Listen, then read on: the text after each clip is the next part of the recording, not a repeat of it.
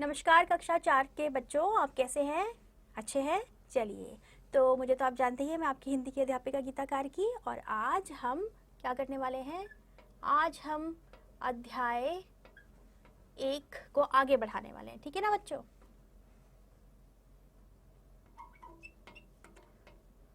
तो हमने क्या किया था उसमें? क्या किया था बच्चों?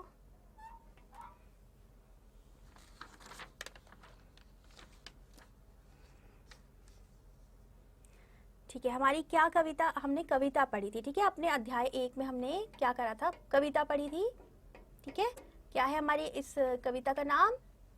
जी, चिर महान। बच्चों, जिसने किताबें नहीं निकाली है वो बच्चे अपनी अपनी किताबें निकाल के रखिए।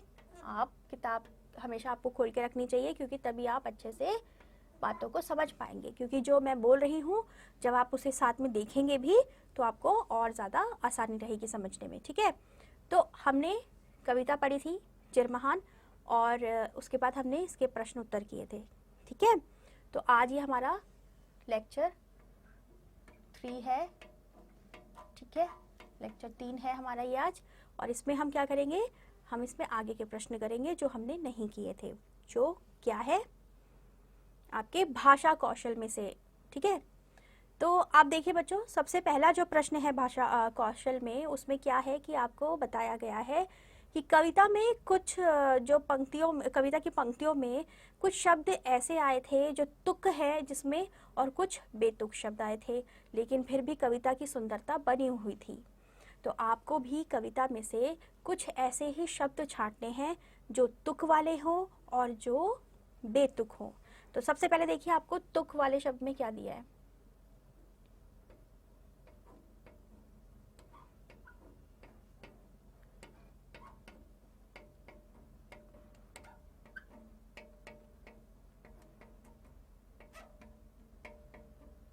देखिए बच्चों, आपको क्या दिया है? पहले आपको दिया है शक्ति भक्ति। पहले हम इस प्रश्न को अच्छे से देख लेते हैं, उसके बाद हम इसे समझेंगे। ठीक है, शक्ति भक्ति। और बेतुक में आपको क्या दिया हुआ है? क्या दिया? देखिए, बार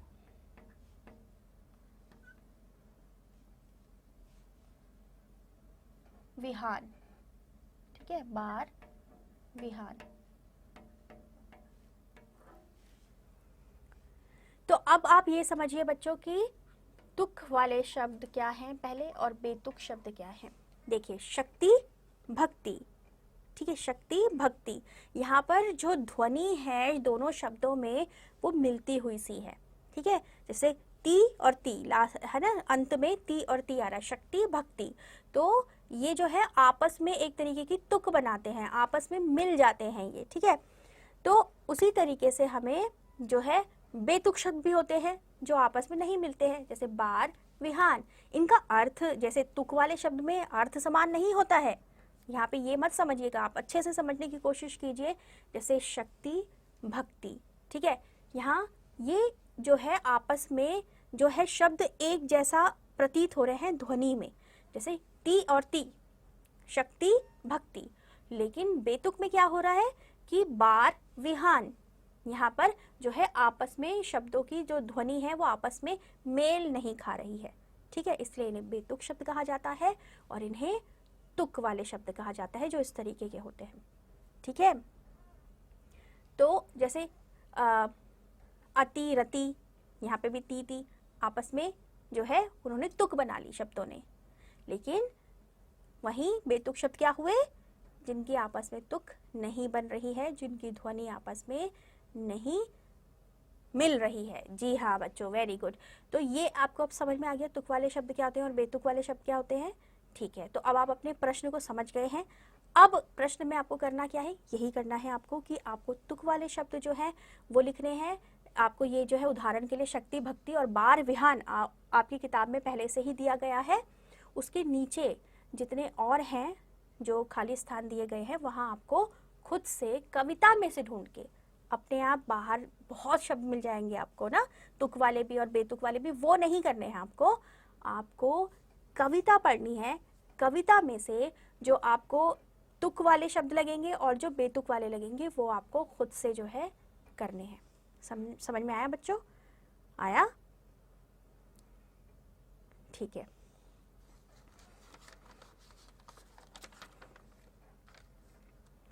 तो मैं आपको और उदाहरण देती हूँ और बता देती हूँ, जैसे दान,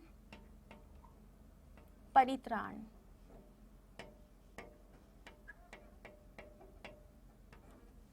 दान, परित्राण, ठीक है। परित्राण में ये जो है हमारा जो अंत में ये आपस में देखिए, दान न दान, परित्राण, ठीक है, परित्राण। तो वो क्या है, आपस में मिल रहा है, शब्द एक जैसे ध्वनि प्रतीत कर रहे हैं, आपस में तुक बना रहे हैं, इसलिए ये हो गया आपका तुक वाला शब्द। ठीक है, समझ में आया बच्चों? और बेतुक वाला शब्द, बेतुक वाले शब्द तो बहुत हैं इसमें, जैसे नाथ, व्यक्ति। कविता में क्या होता है बच्चों, देखिए कविता में जो हमारी पंक्तियां होती हैं, जब हमारी पंक्तियां अपने अंत पर होती है, यानी कि जब हम एक पंक्ति, हमारी दो पंक्तियां हैं, जैसे कभी हम कोई शायरी होती है उसमें भी जैसे दो पंक्तियां होती हैं, तो पंक्ति, पहली पंक्ति, दूसरी पंक्ति, पंक्ति की शुरुआत की पंक्ति में जो अंत के शब्द होते हैं और जो उसका दूसरी पंक्ति होती है उसमें जो अंत के शब्द होते हैं, आपस में जो पंक्तियां साथ चल रही होती है उनकी बात हो रही है। ठीक है, कविता तो बहुत लंबी होती है, लेकिन अभी क्या बात हो रही है, दो दो पंक्तियां। जैसे आपकी इस कविता में जो हमारी चिरमहान कविता है उसमें आपको कई सारी पंक्तियां दी गई हैं और वो पंक्तियां क्या है, दो दो के जोड़े में है ना, दो दो के जोड़े में है। तो वो जो जोड़ा होता है यानी कि दो पंक्तियां, उन दो पंक्तियों में क्या है कि जो पहली पंक्ति के अंत में शब्द है और फिर जो दूसरी पंक्ति के अंत में शब्द है, उनकी आपस में तुक मिलना तुक वाले शब्द कहलाते हैं। और जहां पर दो पंक्तियों में आपस में तुक नहीं बन रही होती, जो दो जोड़े में जो पंक्ति है उसको हम बेतुक वाले शब्द कहते हैं।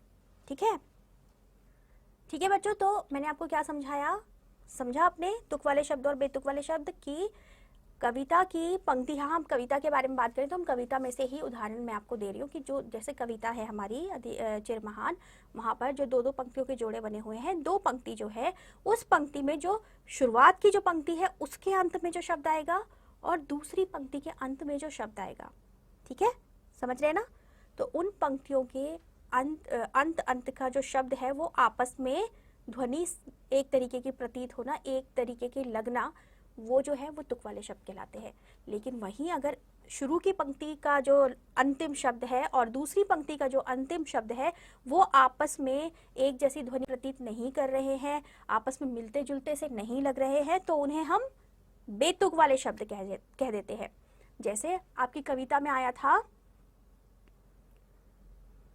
जिससे जीवन में मिले शक्ति, ठीक है, जिससे जीवन में मिले शक्ति, छूटे भय संशय अंधभक्ति। यहाँ दो पंक्तियां है ना, दो पंक्तियों में पहले क्या आया, ठीक है, मैंने बताया ना, शक्ति और फिर आया अंधभक्ति, भक्ति। तो ये आप समझ गए होंगे अब मैं क्या समझाना चाह रही थी आपको दो पंक्तियों से, कि किस तरीके से वो आपस में जब एक जैसा ध्वनि प्रतीत करते हैं, एक समान लगते हैं, तो वो तुक वाले शब्द। और बेतुक शब्द आपको बता ही दिया है कि उसका विपरीत, यानी जो आपस में नहीं मिल रहे हैं। तो अब आपको मैंने ये आपको पहले से उदाहरण दिया था, शक्ति, भक्ति, बार विहान, और दूसरा उदाहरण मैंने आपको दिया दान, परित्राण, नाथ, व्यक्ति, दे दिया। ठीक है, अब आगे देखिए, मैं और देती हूं आपको उदाहरण। महान प्राण, ठीक है, ये भी एक जैसे तुक बना रहे हैं। ठीक है बच्चों, और यहां हम क्या कर सकते हैं, यहाँ हम देखिए, ठीक है बच्चों, तो अब उसी तरीके से देखिए, नाथ, समान, इनकी आपस में तुक नहीं बन रही। ठीक है ना? तो अब आपने क्या करना है, मैंने आपको सारे ही करवा दिए हैं, अब आपको जो एक अंतिम बचा है वो आपने खुद से कविता में देखना है। आपको जो लगे कि तुक वाला शब्द है वो आप लिखेंगे तुक वाली जगह पर, और जो आपको लगे कि आपस में तुक नहीं बना रहे हैं उनको आप लिखेंगे बेतुक शब्द पर, ठीक है। और देखिए पंक्ति में आपको जहां पर भी ऐसा कुछ लगे कि ये तुक वाला शब्द बन रहा है आप वहां से लिख सकते हैं, ठीक है, और बेतुक वाला भी। तो आप कविता को पढ़िएगा, ये आप कविता पढ़ेंगे तभी तो आप उसमें से ये शब्द ढूंढ पाएंगे ना, क्योंकि आपको कविता के बाहर से नहीं लेने हैं शब्द, आपको कविता में से ही ये तुक वाले शब्द और बेतुक शब्द ढूंढने हैं, ठीक है बच्चों। तो आप सबने अपनी अपनी जो है आप सबने अपनी अपनी बुक में, अपनी अपनी किताब में ये कर लिया है। भाषा कौशल जो है हमारा, उसका पहला प्रश्न यही है, तुक वाले शब्द और बेतुक वाले शब्द, तो ये आपने कर लिया है, यही उम्मीद है मेरी। जो बच गया है वो आप बाद में करेंगे गृह कार्य में, क्योंकि अभी हम आगे बढ़ेंगे अपने दूसरे प्रश्न की ओर, ठीक है।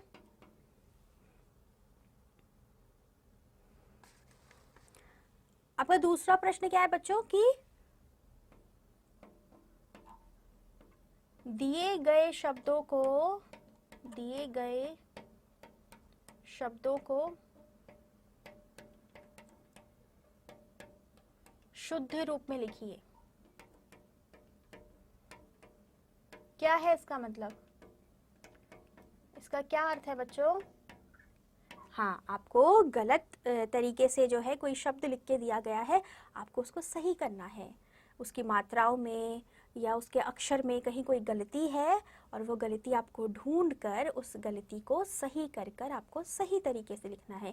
मैं आपको उदाहरण के लिए बता दूं, जैसे यहाँ मैंने शक्ति लिखा है, अब यहाँ मैं शक्ति की जगह शक्त लिख देती, ठीक है। यहाँ पर शक्त की, यहाँ जैसे ये शक्ति है लेकिन मैंने इस तरीके से लिख दिया और इसको सही करना है आपको, तो आप क्या करेंगे, इसको सही करने के लिए यहाँ पर मात्रा जोड़ देंगे, ठीक है ना, तो ये सही हो जाएगा। तो उसी तरीके से आपको जो है दिए गए, ये आपको नहीं करना है, ये मैंने सिर्फ आपको उदाहरण के लिए बताया है। आगे देखिए जो आपकी किताब में दिया गया है वो आपको शुद्ध रूप में लिखना है। तो सबसे पहला क्या है आपका शब्द, देखिए सबसे पहले है चीर महान, यही है।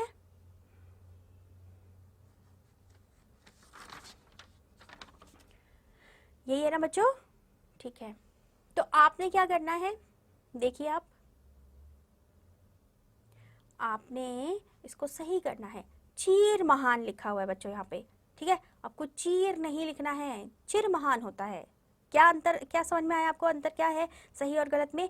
हाँ, जो ई की मात्रा है वो जो है गलत है, यानी हम जो सही शब्द जो है वो है चिर, यानी उसमें ई की जो ध्वनि है वो छोटी आ रही है, लेकिन यहाँ पर चीर लिखा हुआ है, यानी यहाँ पर ई की जो ध्वनि है वो बड़ी आ रही है। तो हमें छोटी ई की मात्रा लगानी है, बड़ी की नहीं। आया समझ में बच्चों? तो यहाँ क्या होगा इसका, चिर महान, ठीक है, समझे? चलिए अब दूसरा क्या है, दूसरा देखिए, देखो बच्चों, दूसरा आपका लिखा हुआ है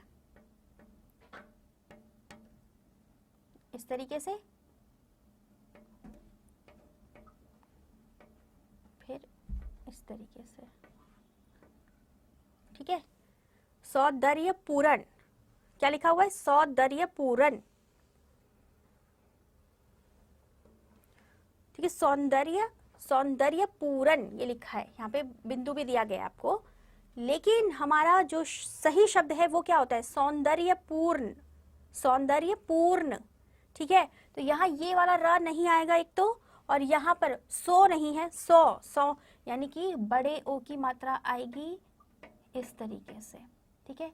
ये बिंदु आपका पहले से सही दिया हुआ है, ये ठीक है, ये भी, और ये जो पूर्ण है यहाँ पे पूर्ण आएगा, यानी इस तरीके से। ये वाला रा हम लेंगे, ये बिंदु नहीं आएगा बच्चों, ये वाला रा हम लेंगे, ठीक है। तो यहाँ क्या लिखा है, सौंदर्य पूर्ण, लेकिन होता क्या है, सौंदर्य पूर्ण। आया समझ? चलिए तो अब आगे देखिए, आगे क्या है, आगे है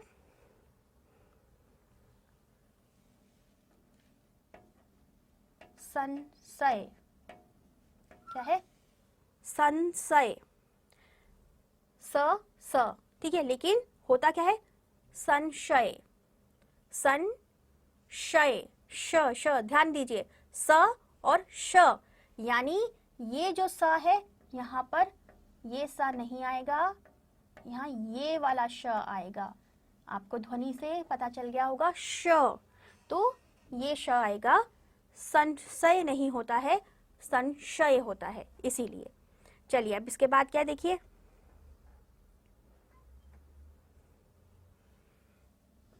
इसके बाद है प्रकाश। क्या है? जो आपकी किताब में दिया गया है शब्द, वो दिया गया है प्रकाश, लेकिन होता क्या है? प्रकाश। ठीक है, क्या होता है? प्रकाश। प के साथ रा आ रहा है, तो ये होगा सही। समझे बच्चों? ठीक है, तो अब आपने क्या करना है, मैंने आपको बताया कि यहाँ आपको शुद्ध रूप में लिखना है आपकी किताबों में ही। ठीक है, ख में आपको दिया गया है कि कुछ शब्द दिए गए हैं और वो शब्द अशुद्ध रूप में लिखे गए, यानी कि वो गलत लिखे गए हैं, आपको उनको सही करके लिखना है। तो क्या है? पहला चीर महान, जो कि चिर महान होता है। फिर है सौंदर्यपूर्ण, लेकिन वो क्या होता है? सौंदर्यपूर्ण। फिर है संशय, लेकिन होता क्या है? संशय। ठीक है, फिर है प्रकाश, लेकिन होता क्या है? प्रकाश। तो ये आपको मैंने बता दिया। अब दो बचे हैं आपके, देखिए, विहान और नौजीवन। विहान और क्या है? नौजीवन। ये आप खुद करेंगे बच्चों। ठीक है, किताब की सहायता लीजिए, आपकी कविता की सहायता लीजिए, कविता में देखिए कि सही तरीके से क्या लिखा हुआ है वहाँ पर, और यहाँ आपकी क्या गलती है। जिस तरीके, देखो बच्चों, मैं आपको बहुत अच्छे से समझाती हूँ मात्राओं के साथ और जो है उसकी ध्वनि के साथ, तो इसी तरीके से आप भी अगर देखेंगे ना तो आपको जो है शब्द सही तरीके से मिल जाएंगे और आपको समझ में भी आ जाएगा कि वहाँ क्या गलती है। कई बार ऐसा होगा कि आपको देखने की भी ज़रूरत नहीं पड़ेगी, आपको खुद ही समझ में आ जाएगा अगर आप उसे सही तरीके से समझेंगे, उसे सही तरीके से पढ़ेंगे, सही तरीके से उसकी ध्वनि किस तरीके से होनी चाहिए और किस तरीके से आ रही है, वो अंतर आप देखेंगे, समझेंगे। तो इसीलिए आप पहले शब्द पढ़िए, फिर सोचिए कि असल में वो शब्द कैसे बोला जाता है। ठीक है, और फिर उसके बाद आपको वो गलती जब समझ आ जाए तो आप उसको सही कर लीजिए और अपनी कविता में मिला लीजिए कि वो सही है या नहीं है। ठीक है, इस तरीके से आप कोशिश करिएगा, दोनों शब्द सही से अपनी किताबों में उसको लिख लीजिएगा। ये आपका कार्य है घर से करने के लिए। ठीक है, अब आगे बढ़ते हैं हम।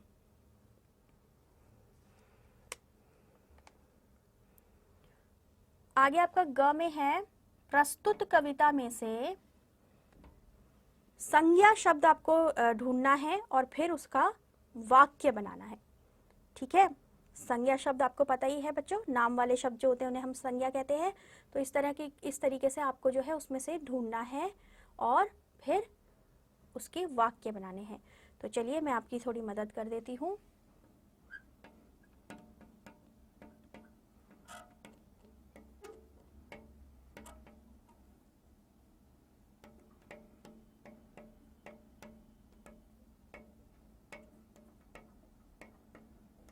ठीक है, कविता में आपने देखा होगा बच्चों, एक आया है प्रभु। ठीक है, प्रभु, प्रभु क्या होता है? भगवान को हम कहते हैं, तो भगवान का नाम हुआ। ठीक है, तो भगवान, प्रभु एक ही है। तो हमारे लिए जो बहुत ताकतवर है, जिनके पास सारी शक्तियां हैं, जिन्होंने दुनिया बनाई है, उनका जो एक नाम है, उनको वो क्या है? प्रभु। तो ये संज्ञा हो गई। ठीक है, अब हम इसका वाक्य बनाएंगे। ठीक है, हमें रोज प्रभु की वंदना करनी चाहिए। ठीक है, वंदना क्या होता है बच्चों? वंदना यानी हमें उनकी रोज पूजा करनी चाहिए, ठीक है ना, रोज उनको याद करना चाहिए। तो इस तरीके से आपको मैंने संज्ञा बताया पहले और फिर उसका वाक्य बता दिया। एक और बताती हूँ मैं आपको, एक आपकी, चलिए बच्चों, तो एक और मैं आपको बताती हूँ। आपकी कविता में एक शब्द है विश्व, ठीक है, विश्व। विश्व क्या होता है? हाँ, वेरी गुड। विश्व यानी संसार, पूरी दुनिया, ठीक है। तो हमारे चारों ओर जो फैला हुआ है धरती जो है पूरी, उसको हम क्या कहते हैं? हम किसी एक देश की बात नहीं कर रहे हैं, हम जितने भी दुनिया में देश हैं, चाहे कोई आइलैंड है, कुछ भी है, हम उस पूरे को मिला के वो कहाँ है? संसार में। तो हमने उसको क्या नाम दिया है? संसार, विश्व। तो विश्व भी कहा जाता है संसार को, तो विश्व इसका एक नाम हो गया संसार का। तो विश्व एक संज्ञा शब्द है और इसका हम वाक्य कैसे बना सकते हैं कि हमारा विश्व बहुत सुंदर है, ठीक है। अब जो बाकी संज्ञा शब्द हैं आपको वो खुद से इस कविता में से ढूंढने हैं बच्चों। देखिए, आपको मैं बार बार क्यों ये बोलती हूँ, क्योंकि कविता पढ़ेंगे तो आपको कविता अच्छे से याद भी होगी और समझ में भी आएगी, ठीक है बच्चों। कोई भी आपकी किताब में बातें हैं, चीज़ें हैं, अगर आप उन्हें पढ़ेंगे तभी आप उन्हें अच्छे से याद कर पाएंगे, समझ पाएंगे। आपकी किताबों का यही फ़ायदा होता है। आपको किताबें इसलिए ही दी जाती हैं ताकि आप उन्हें पढ़ें और उन्हें अच्छे से समझें। तो इसलिए आप खुद से भी कोशिश करेंगे तभी आपको जो बताया गया है वो समझ आएगा। मैं आपको यहाँ कितने भी अच्छे से समझा दूँ बच्चों, लेकिन जब तक आप उसे दोबारा से नहीं दोहराएंगे या दोबारा से याद नहीं करेंगे, सोचेंगे नहीं उसके बारे में, पढ़ेंगे नहीं उसके बारे में, तो आपको वो चीज़ समझ में नहीं आएगी ना, क्योंकि आपके लिए वो नई चीज़ है। और अगर नई नहीं भी है तो आपने वो ज़्यादा नहीं देखी है, तो जितनी आप उसकी जो है उसका अभ्यास करेंगे उतना ही अच्छे से वो आपके दिमाग में बैठ जाएगा और फिर आपको वो बाद में दोबारा से समझने की ज़रूरत भी नहीं पड़ेगी। इसलिए आप हर चीज़ को इस तरीके से पढ़िए कि आपको वो अच्छे से समझ में आ जाए। इसलिए आप कविता जब देखेंगे उसमें आपको संज्ञा शब्द मिलेंगे, संज्ञा शब्द आपको ढूंढने हैं और फिर क्या करना है, उनका जिस तरीके से मैंने आप यहाँ पर वाक्य बनाया उसी तरीके से आपने भी वाक्य बनाना है, ठीक है। समझ आ गया बच्चों? चलिए, वेरी गुड। अब आगे देखिए, आगे क्या है। चलिए बच्चों, आप अब देखिए क ख और ग हमारा हो गया। घ जो है, घ हिस्सा जो है हमारे इसका भाषा कौशल का, उसमें आप देखिए क्या करना है, आपको मिलान करना है। क्या करना है? मिलान करना है आपको। एक तरफ कुछ शब्द दिए गए हैं और दूसरी तरफ दूसरे शब्द दिए गए हैं, ठीक है। तो आपको आपस में मिलाना है। और ये किस तरीके से मिलाना है? देखो बच्चों, कई बार तो क्या होता है, हमें मिलान में दिया जाता है कि हम उस शब्द से शब्द को मिलाएं जो उसी के जैसा उसका अर्थ है, और कई बार क्या होता है, हमें उससे जुड़ी हुई कोई और बात बताई जाती है तो हम उससे उसको जोड़ते हैं, ठीक है। जैसे काली रात, या फिर रात का जो एक जैसा है, रात, रात्रि। लेकिन यहाँ जो आपके पास है उसमें क्या है, उसमें आपको दिया गया है एक शब्द और उसका उल्टा शब्द आपको दूसरी तरफ दिया गया है। जैसे सुबह, ठीक है, रात, ठीक है। उस तरीके से आपको क्या करना है, उसका मिलान करना है। देखिए पहले क्या दिया है, सबसे पहले प्रकाश, ठीक है, प्रकाश, और दूसरी तरफ क्या है, अंधकार। प्रकाश और फिर दूसरी तरफ क्या है, अंधकार। यानी कि प्रकाश का जो मिलान होगा वो किससे होगा, अंधकार से होगा, ठीक है। देखा आपने? अब दूसरा देखिए, फिर है हित। हित, हित किसके साथ मिलाएंगे हम, अहित, ठीक है। अहित, हित का जो उल्टा है वो क्या है, अहित, तो उसको आप अहित के साथ मिलाइए। मिलाते जाइए बच्चों जो मैं बता रही हूँ आपको, ठीक है।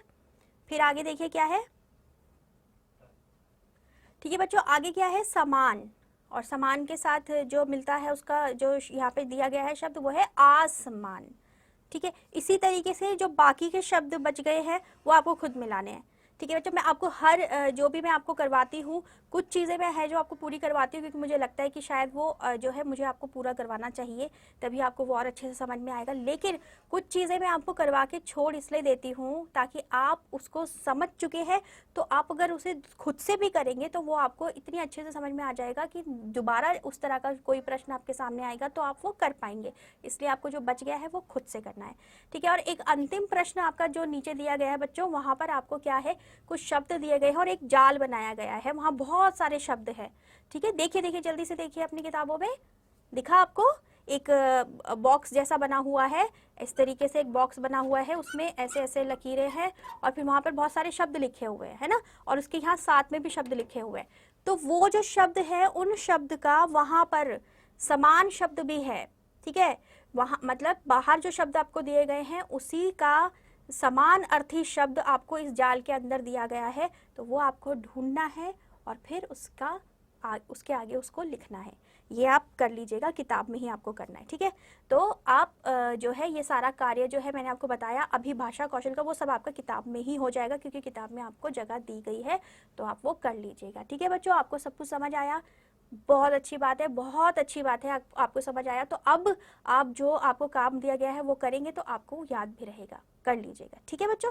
चलिए तो अब हम अपनी अगली कक्षा में मिलेंगे एक नए अध्याय के साथ और फिर क्या करेंगे, पढ़ेंगे उसे अच्छे से। लेकिन तब तक के लिए मैं जा रही हूँ, अपना ध्यान रखिएगा बच्चों, बाय बाय, ठीक है।